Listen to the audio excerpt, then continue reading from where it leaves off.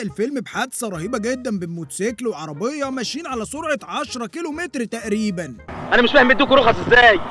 هي ارواح الناس لعبة؟ بينزل حسين عشان يضرب دلال، ولكن بتطلع سامية مراته عارفاها، وبيبدأوا يحكوا الباك هيستوري بتاع الشخصيات بتاعتهم في نص الشارع، وده عشان المؤلف طبعا ما عندوش وقت يضيعه.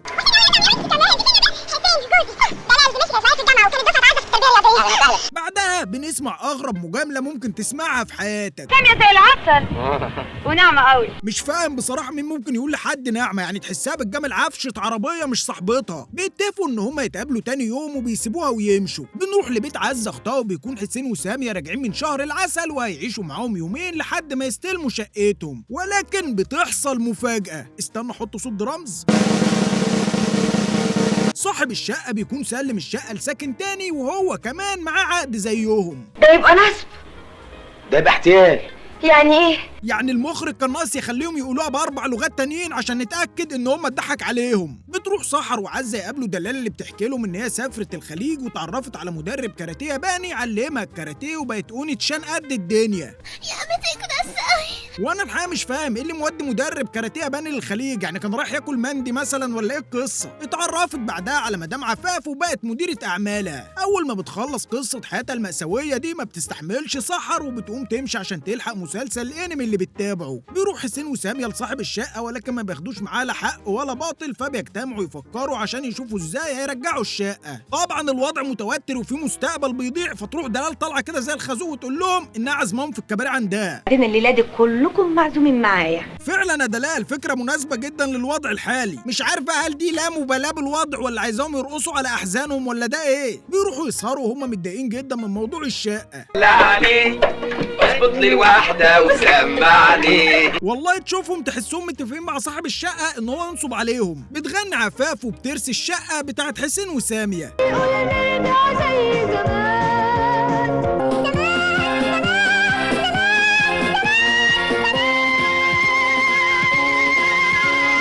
بعدها بنشوف دلال مروحه من الكباريه مع عفاف، وبيطلع عليهم عزيز البلطجي اللي بيبتز عفاف كل فتره عشان خارج من السجن ومحتاج فلوس، فبتروح ممارسه عليه الكاراتيه اللي اتعلمته. وواضح هنا اننا قدام النسخه النسائيه من الشحات مبروك.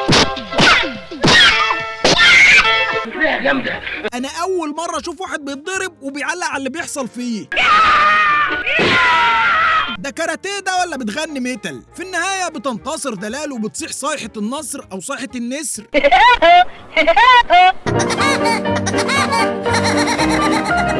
بتجتمع دلال مع عزه وساميه وتقول لهم انها ترجع الشقه بالمكر والدهاء. بتروح هي وحسين على انهم بتوع غاز وبيخشوا الشقه يضربوا الاتنين اللي فيها. انتوا ما عندكوش غير شويه الكراكيب دول؟ ايوه يعني حضرتك من شرطه مباحث ايكيا، ما تضربه وتخلص. يا ست ما تنجزي وتضربيه عادي، ولا لازم تعرفينا يعني انك بتلعبي كاراتيه؟ بيندهوا على البوليس، فبيطلع احمد ومراته اللي بيكونوا عاملين دور ظباط وبياخدوا بطايق الناس ويقولوا لهم روحوا على الاسم لحد ما هم يفرشوا العفش في الشقه. انتوا لسه لابسين اللبس ده؟ دي جريمة. الجريمه الحقيقيه الوحيده هو العبث اللي احنا شايفينه ده والله. بيروحوا الاسم وبياخدوا الشقه وضع يد. وانا الحقيقه بعد المشهد ده يعني رجعت كده بص اشوف تصنيف الفيلم ده ايه، ولكن للاسف ما لقيتش ان هو بينتمي لطائفه الخيال العلمي، مع ان الخيال العلمي بيحصل قدامنا طول الفيلم اهو. بيروح عزيز عشان يبتز عفاف عشان تديله فلوس، فبترفض، فبعدها بيقرر ان هو يسرق شقتها وذهبها، لكن للاسف بتكون اختها في الشقه فبيغرقها في البانيو.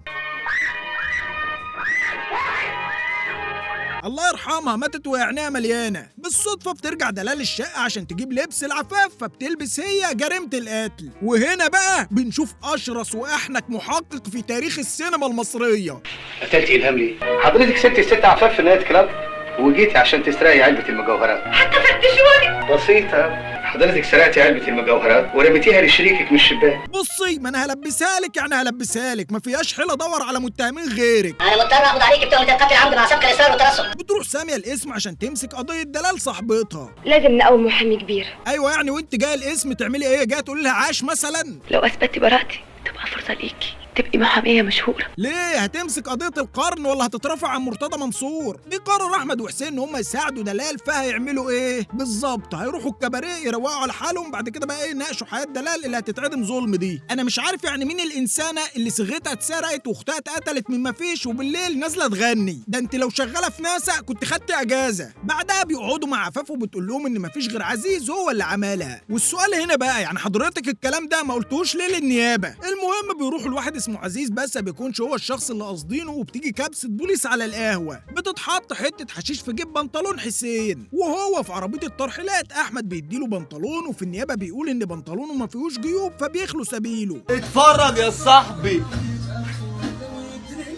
ده ايه الدماغ دي ما تجيش في بال الأفريقي. 20 سنة 21 سنة بنموت عشان نجيب ممنوعات لمصر كلها. بيروحوا العزيز المكان اللي شغال فيه، ولكن زميله ما بيدلهمش على اي معلومات عنه. بيعرف بعدها عزيز ان هم لسه سائلين عنه وبيدوروا عليه. ده انا عزيز اللي دلع المعيز.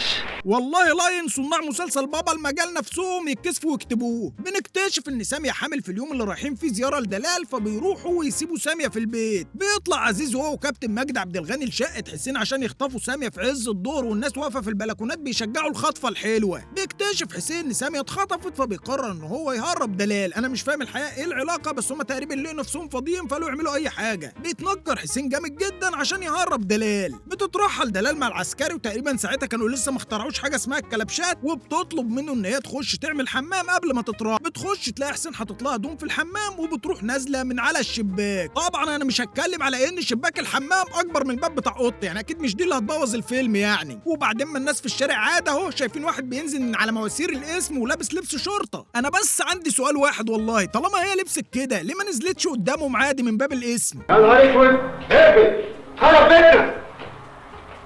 بيتنكروا ويروحوا للكباريه اللي قاعد فيه عزيز، واللي ما بيكونش واخد باله منهم خالص. يا ويلة ويلة ويلة ويلة ويلة ويلة يا ويلة. والحقيقه يعني انا مش عارف هو سكران ولا فاقد الذاكره عشان ما يتعرفش على اشكالهم. بياخدوا عزيز عشان يدلهم على مكان ساميه، وبتدور معركه طاحنه بينهم وبين باقي افراد العصابه. انا بيني وبينك حساب لازم اصفيه. هنا بقى بنشوف مباراة خاصة بين كابتن مجدي عبد الغني ومارادونا. بيخشوا وينقذوا سامية اللي بتقرر انهم لازم يسلموا دلال عشان القانون فوق كل شيء. يا ريت العصابة كانت قتلتك يا سامية وخلصنا من الصوبية السياسية اللي انت فيها دي. بيروحوا القسم وبينكر عزيز كل حاجة اعترف بيها، فبيحجزوه هو ودلال. وبيفكر حسين في فكرة جهنمية جدا، وهي ان هو يخش الحجز مع عزيز عشان يخليه يعترف ويقنعه انه على معرفة بتاجر دهب هيعرف يصرف له الدهب اللي هو سارقه. وانا قبل ما اكمل عايز اهدي جايزة الحرباية الذهبية لحسين على مجهوده في التنكر طول احداث الفيلم. هو ما طلعش تقريبا بشكله، هو كان بيطلع متنكر بس. حرامي بجح وجاي كمان تسرق قدام الاسم. انت مالك يا اخي؟ انا حرام.